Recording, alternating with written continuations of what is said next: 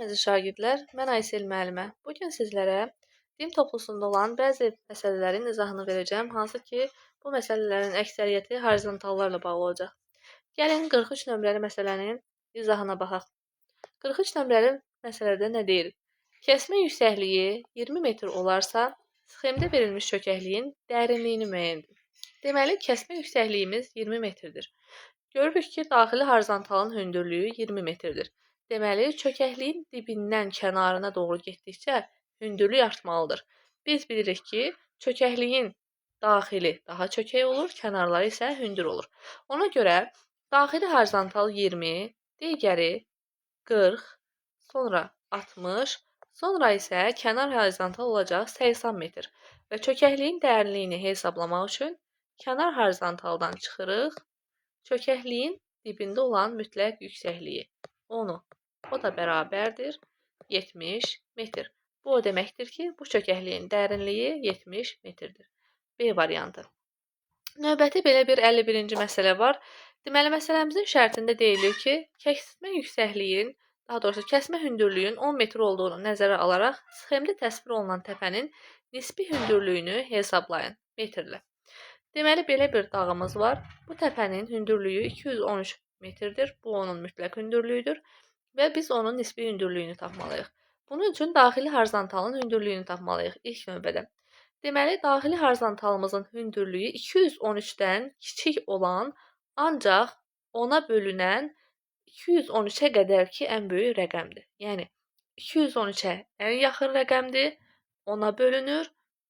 Belə bir rəqəmdir. Bu təbii ki, olasıdır 210.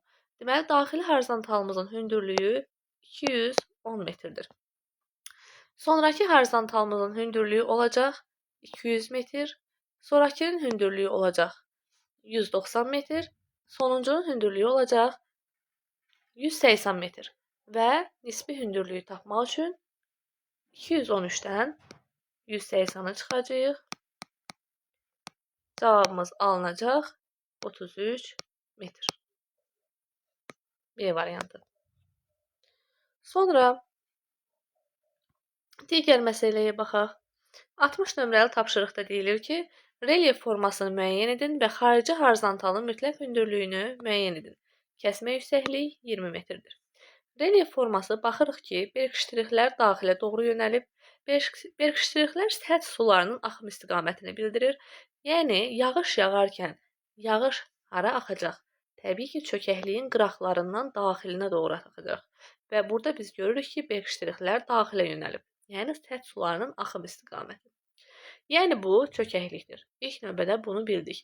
Və kəsmə yüksəkliyimiz 20 metrdir.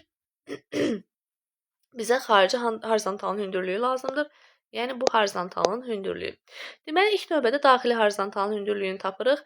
Kəsmə yüksəkliyimiz 20 metr olduğu üçün daxili horizontalımız çökəkliyin dibindən nisbətən hündür olacaq və 20-yə bölünən 275-dən böyük olan ilk rəqəm. Bu olacaq 280. Hansı ki, 275-dən böyükdür və 20-yə bölünən 275-dən, yəni 2275-ə ən yaxın olan, ondan böyük olan və 20-yə bölünən rəqəm neçədir? 280-dir.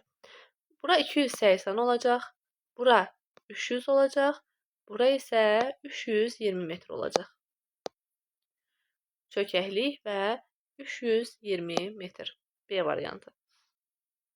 62 nömrəli tapşırığımızda nə deyir?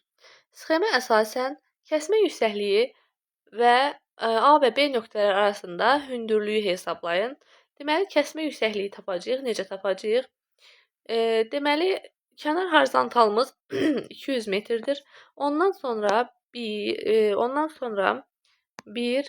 2, 3-cü horizontalın hündürlüyü 350 metrdir. Arada neçə boşluq var onu sayaq. 1, 2 və 3 boşluq var. 350-dən çıxırıq 200-ü və alırıq burada 150. Alınan cavabı da 3-ə bölürük. Burada 150-ni 3-ə bölsək cavabımız 50 olacaq. Bu o deməkdir ki, kəsmə yüksəkliyimiz 50 metrdir. Bizə lazımdır nisbi hündürlük. Bura 350-dirsə, daxili horizontal 400 olacaq. A nöqtəsi deməli 400 metrdir. B nöqtəsi 200 metrdir. 400 çıxaq 200 bərabərdir 200 metr. Deməli, A və B arasında hündürlük fərqi 200 metrdir. Kəsmə yüksəkliyimiz isə 50 metrdir. Variantımız D variantı. Belə əziz şagirdlər, bu tip izahları, məsələ izahlarını daha çox görmək istəyirsinizsə, bizə yorum hissəsində yazın. Videolarımızı bəyənməyi unutmayın.